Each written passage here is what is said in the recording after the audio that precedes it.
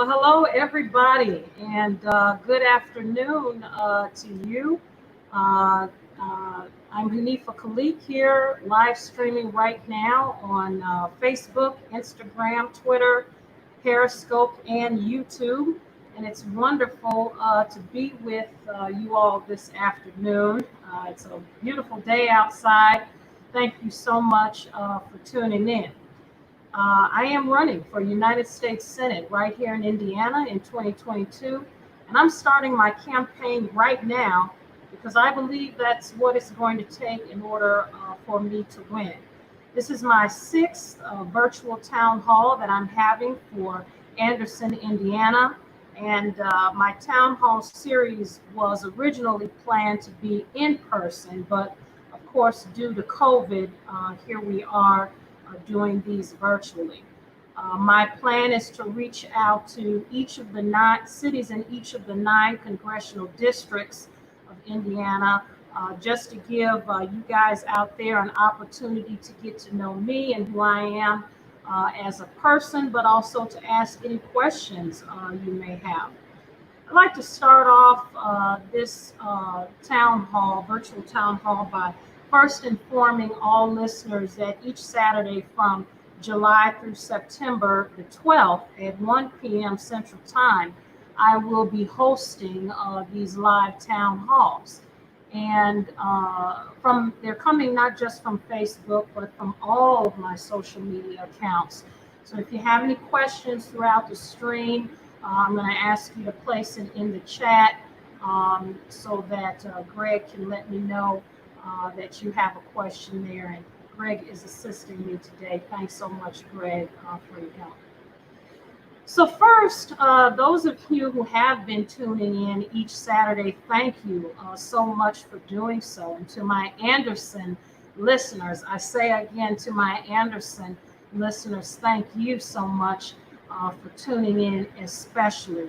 I'll always start my town halls off with a brief introduction, go into my bio, then discuss some national, local issues, and of course conclude with some news that I believe you can use. So now, before I get into my message this afternoon, I first want to start out by stating this, that the United States, make no mistake about it, with all of its problems and issues that it sometimes has, the United States stands as the greatest country in the world. And I'm prepared to defend that statement. I wouldn't want anyone representing me in the United States Congress who did not believe that. And for those who oppose that view are usually, those who usually oppose that view are usually ones who've never ventured or lived anywhere else. Millions upon millions of people continue to flock to the United States year after year in hopes of becoming permanent residents because they admire simply who we are. Now, does the U.S. have issues? Of course, we're experiencing many of those issues now. Does it suffer from some sexism and racism, issues of racism and other types of isms? Of course, yes, it does.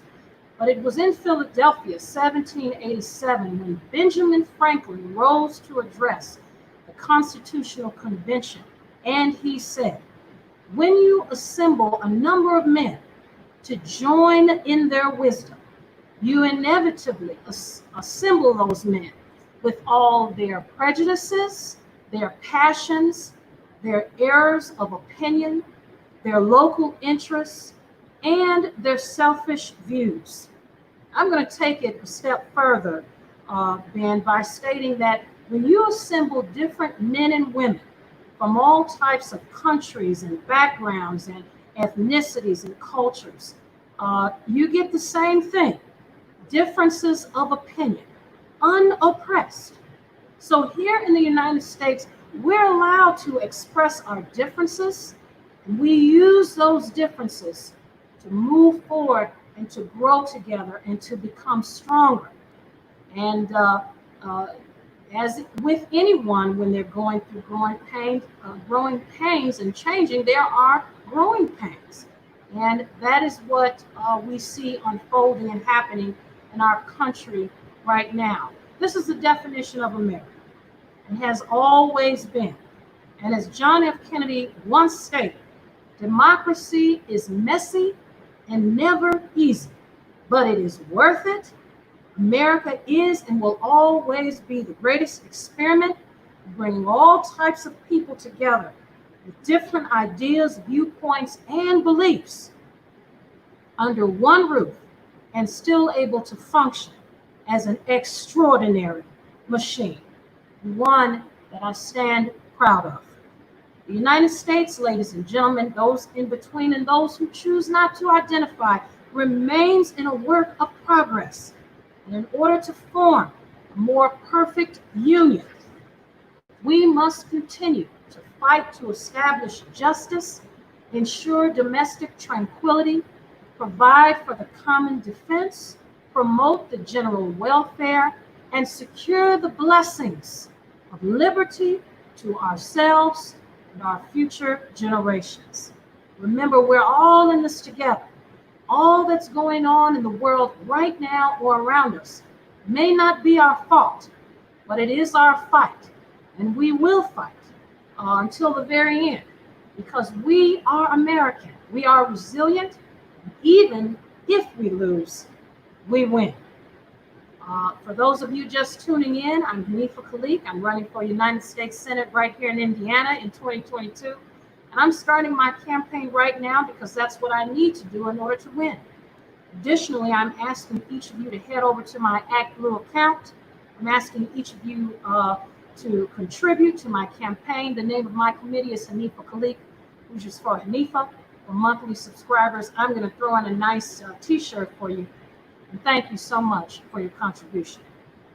So now I'd like to shift gears. Remember, if you've been tuning in each Saturday, I'm always going to start my town hall off with a brief bio, go into some national or local issues, and conclude with some campaign news that, of course, I believe you can use. So here we go. I was born and raised in the Hyde Park area of Chicago, Illinois. After my mom divorced, she remarried. Together, we moved to the suburbs of Illinois.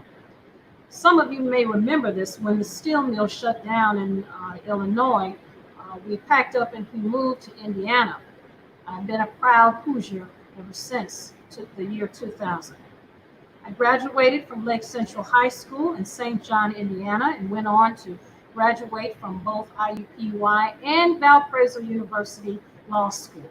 While at IUPUI, I was the president of the Campus Christian Student Organization and also a youth minister for my church. That was some of my most memorable moments of speaking started there. While in Indianapolis, though, I became a public school teacher, and now I'm a professor, lawyer, business owner, civil rights agency director, and of course, I am running to be your next United States Senator. My family's economic status always ranged from poor to middle class, and that's something I'm proud about. I don't shy away from it because we know what it's like to work long hours on minimum wage and not have enough money to do much of anything at all. When I was just a student volunteering at IUPUI, I learned firsthand what public service was all about. It's not about being well known or being a millionaire. It's about being able to get out into the community and understand who's there. And not only about spurring action, but being a part of the action. Because when you're a part of something, then you are in a better position to represent it. And to this day, ladies and gentlemen, it confuses me how voters continue to elect individuals who are far removed from them and do absolutely nothing but pose for photo ops. They've not so much as picked up a single paintbrush to cover over any graffiti in their neighborhoods, or participated in any marches or walks or giveaways, but then we trust them to lead us on Capitol Hill. Maybe there's someone out there who can explain or help me understand that, because it confuses me every single time to witness an individual elected to office time and time again when they've not done a single thing with their own hands for their community and for the people who are closest to them. Now, Hoosiers, you'll see I'm a well-rounded individual. I'm down to earth, hardworking, and an individual who takes pride in getting up every day and going to work to serve the people. And unlike what would be my political opponents, I don't have an agenda other than to serve you. Now, Anderson, I'm aware of the frustrations you may be having right now. Your frustrations are the same as many cities, but unique because you have people in positions of leadership who are supposed to be for all of you, using expletive language behind closed doors about you. That's disappointing. But you've held marches and rallies in support of bringing people together in African American lives. And let me say this right now. All lives matter when Black and brown lives matter. I'm going to say that again. All lives matter when Black and brown lives matter, and no one can argue with that. In 2017, Heather Heyer became a hero, one of my favorites. She was walking and protesting with groups who were simply speaking out against racism and sexism and phobias, right? When a murderer came and plowed through the crowd with his vehicle, taking her life. This year, just a couple weeks ago, Jessica Whitaker of Indianapolis was standing up for something similar she believed in, just like Heather. She was shot and killed. Why? Because she believed all lives mattered? In my view, they're both heroes, Jessica Whitaker and Heather Heyer, because they were both taken too soon, too early, standing up for something they each believed in. They should both still be alive and with us today. We must find a way, ladies and gentlemen, to come together, and we pray for Jessica's family, and we pray that there is justice for Jessica. Once again, for those of you tuning in, I'm Haneefah Khaaliq, and I'm running for the office of the United States Senate right here in Indiana in 2022. And I'm starting my campaign right now because that's what I need to do in order to win. Additionally, I'm asking each of you to head over to my Agnew account. The name of my committee is Haneefah Khaaliq and Hoosiers for Haneefah. For monthly subscribers, I am going to throw in a nice little t-shirt that you can start wearing. And thank you so much for your contribution. So why am I running to be your next United States Senator? There's so many offices I could have selected. I have many reasons for choosing this office, but two of the biggest ones are these. One, there's very little representation for all Hoosiers in the upper chamber of Congress, point blank, period. Second is the issue of appointments. Hoosiers, I said this last week.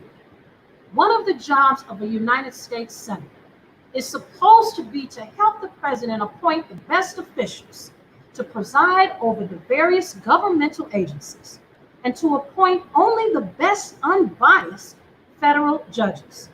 Now, one thing we need to understand is that sometimes it's not the government, and I said this last week, it's not the government that's not working for us. It's the people who are put in charge of it who are not working for us.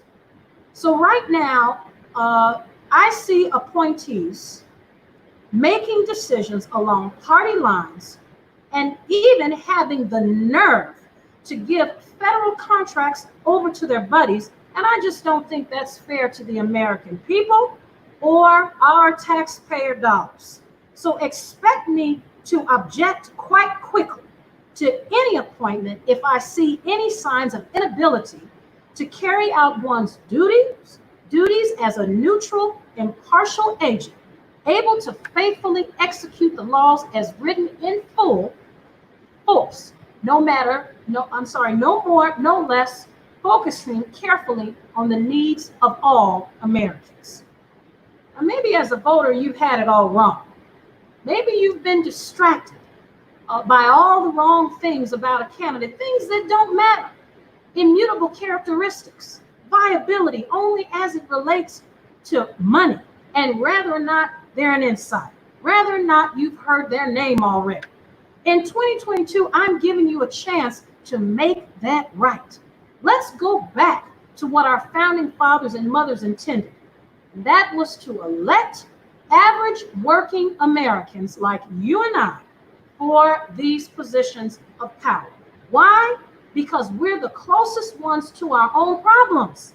And that's why we're in a better position, and I would even argue the best position to solve them. I'm giving you a chance to vote with your heart for an average American who gets up and goes to work every day just like you.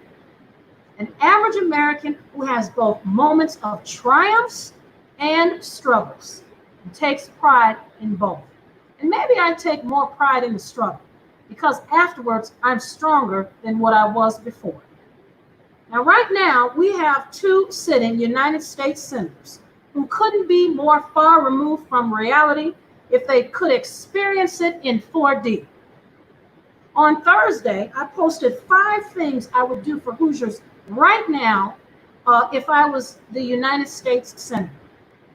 1, fight for more direct stimulus payments right now. Fight for an extension of unemployment benefits.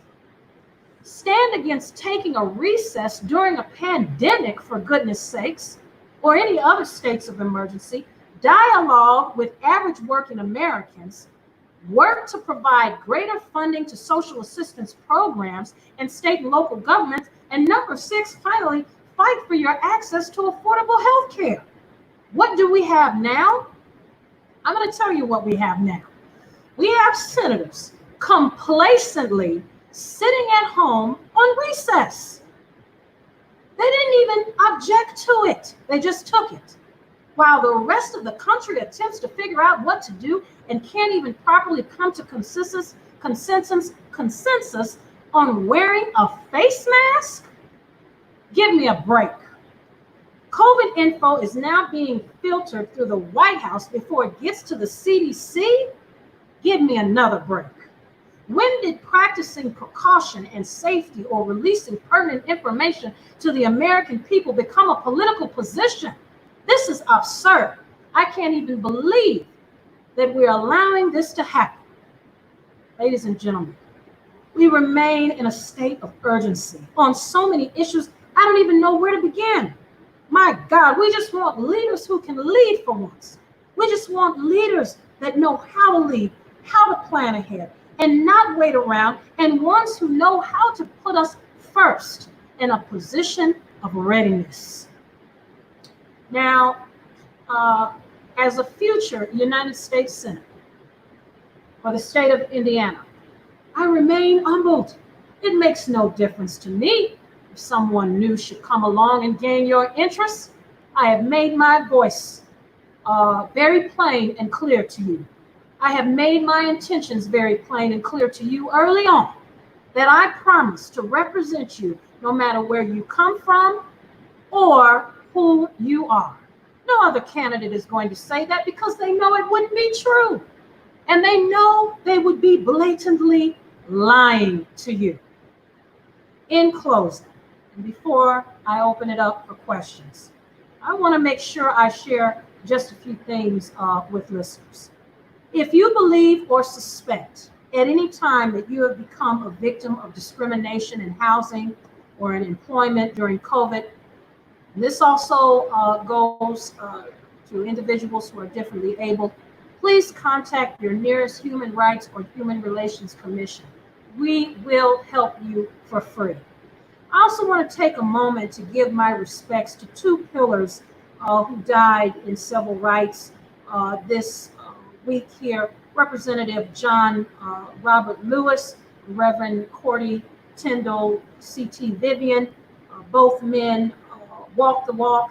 Both men walked with Martin Luther King and were at the forefront of this historic struggle for civil rights for all. On Saturday, August 15, 2020, my campaign, Hoosiers for Haneefah. I am so proud of this. We are organizing and sponsoring a unity bike ride all the way from Gary, Indiana to Indianapolis or DC, whichever route you choose, ladies and gentlemen. And this is a unity bike ride. So I'm hoping to have a bunch of people with me riding with me, heading down to Indianapolis, where I will give a peace speech at the Sailors and Soldiers Monument in Indianapolis, and I'm hoping that you will join me. Please log on to my Facebook event page or my Eventbrite page for more information. Let's ride together and demonstrate unity in a time when our country really needs to see that type of demonstration. Also, many of you have asked, my website is coming soon. Until then, please log on to my Linktree page, which is attached to all my social media accounts, just to stay abreast of everything. Please don't wait until 2022 to give a donation or a campaign contribution. If you can, subscribe now to donate each month. I'm using contributions from people like you who believe in me to do all the things politicians have to do in order to be heard. And since I'm new at all of this, I will need your help more than ever. If you would like to volunteer for the campaign, thanks, Greg, for running that along the bottom there. Please text or call me right away. I am looking for representation in the Terre Haute, Lafayette, and Bloomington area. Finally, I want to give a great shout out to my team before I forget, for always assisting me with these virtual town halls. I would have been in person present with you, but of course, COVID, the campaign is sending a message of safety and security. Now, without any further ado, I will take any questions. And Greg, I'll just look for you to type whatever question you saw, or if there wasn't any, or if you have a question that you would like to ask, that's fine as well. Otherwise, we'll go ahead and end the broadcast.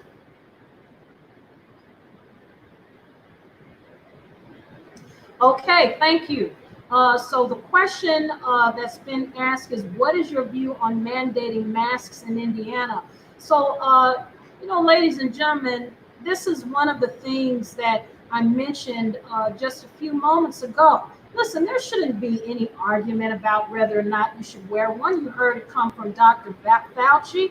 You heard it come from Dr. Birx. These are two of the top medical experts here in our country that the administration, as well as people, have respected, and they respect their opinion, and they have plainly told us that if you can wear one, please do so, and don't hesitate on whether or not you should be wearing one. So, I'm going to go right along with the advice of our state and local officials, and also many business owners who've already, said, look, this is just safety. This is just us practicing precaution. Please wear one. So, and if you can't afford to buy any, then you can just afford to have a small cloth or something that covers your face, just something to protect individuals who are around you. If you were to cough, sneeze, or, they're saying now that just simply talking or singing or doing any of these things, the germs spread quite quickly throughout the room. So why wouldn't you want to do that? Look, when did it become a political statement to wear a mask? I'm so confused about that. It shouldn't be, ladies and gentlemen. Just practicing precaution. Wherever I go, I try to wear one. So my advice is going to be, if the governor were to do that, then I would stand with him and be with him in his decision. I think right now he's just trying to leave it up to businesses and people to be smart and make the right decisions, and I'm fine with that as well. Okay. Are there any other questions? Okay, looks like we got a question coming from Instagram. Susie's asking, what is my philosophy on the foreign policy of the United States? All right, very good. Well, I am going to just simply go right to that in my notes here. Give me a second here, Susan. Foreign policy is the question. So here's my view on the foreign policy when it comes to the United States. We must strive to create and maintain good relationships with those who will respect our culture, our fundamentals, and our ideologies.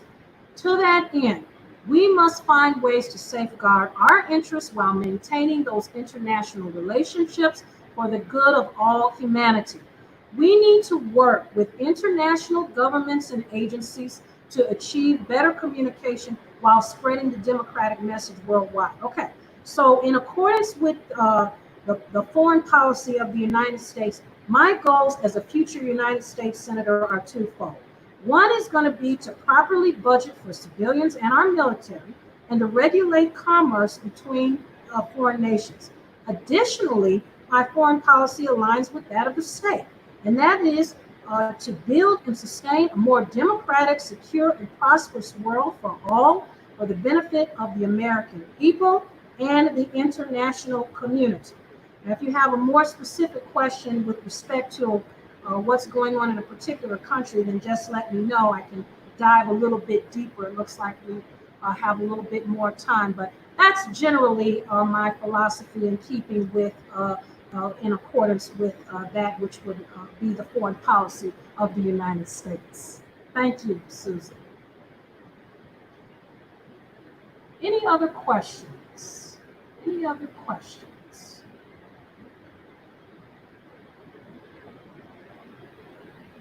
Greg, I can see you. If you see one, let me know. Thumbs down, thumbs up. Are we done with the questions? I don't think I see any on my end. How about you?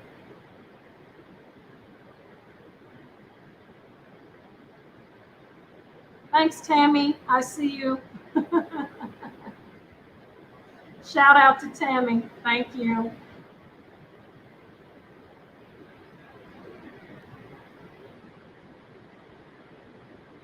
Okay.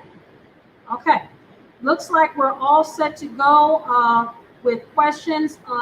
If you made a comment on a question or you had another comment to say, I do make an effort to continue to respond individually to the questions with respect to, just to continue the conversation. Okay. Okay. Okay, looks like we have enough. Okay, Susie's coming on back here. She says, what do you think we should do about getting out of Iraq and Afghanistan? Okay, so with respect to the Middle East conflict, here's what I'm going to say in that regard. Thank you, Susie, so much for your question. So the Middle East conflict, one thing that we have to understand is it began with Saudi Arabia and Iran. It has turned into a violent, never-ending, incalculable group of proxy wars in the region, which now includes, of course, Israel and the Gaza Strip, Syria, Yemen, Iraq, and several other states and territories. So as a United States Senator, a couple of things I promised to work on with regard to that conflict is, first of all, reassessing America's need in the region and surrounding countries. You know, since the 1970s, the United States has been in the Middle East. The original purpose was to prevent hostile powers from taking over the region's petroleum oil as a weapon. However, times have changed, and in my opinion, there's very little chance a hostile power will control the region and use oil as a weapon because of allies that we have already in the Idris region. So besides that, America is moving from the use of these fossil fuels to more cleaner sources of energy. You know, so my hope is that we've got to stop clinging on to these long-standing military-centric strategies and move on to ones that phase us out of the Middle East entirely, except for peace operations. Okay, and I could go on and on about that. I've got a whole thing here on that, on foreign policy. So we can continue the conversation, Susie, if you'd like. Thank you so much for your question. Okay, got a comment coming in here from Mark. Hey, Mark, it's so nice to see you tuning in. What is my comment on John Lewis's passing? Well, I did share my condolences to Representative John Lewis, as well as Reverend Cordy Tyndall Vivian, who also died as well. You know, these were some champions in civil rights, and they will be greatly missed. And we pray for their families, and I believe that both of their lives were well lived, and we hope to follow in their footsteps. Hope. Thank you. Are there any other questions? Thank you, Susie. And I'm just waiting here for any more questions to come in.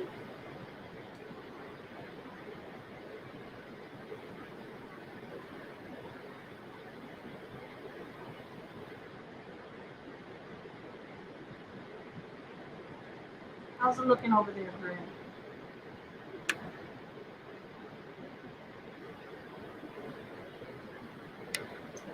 Okay, well, it looks like those are all the questions that we have for today. One last time, I am Haneefah Khaaliq, and running for United States Senate right here in Indiana in 2022. And I'm starting my campaign right now because that's what I need to do in order to win. That's what I need to do to make sure that you know who I am before my election year begins. And I'm asking each of you to head over to my ActBlue account and give. The name of my committee is Haneefah Khaaliq, and Hoosiers for Haneefah. For monthly subscribers, I am going to throw in a nice t-shirt for you.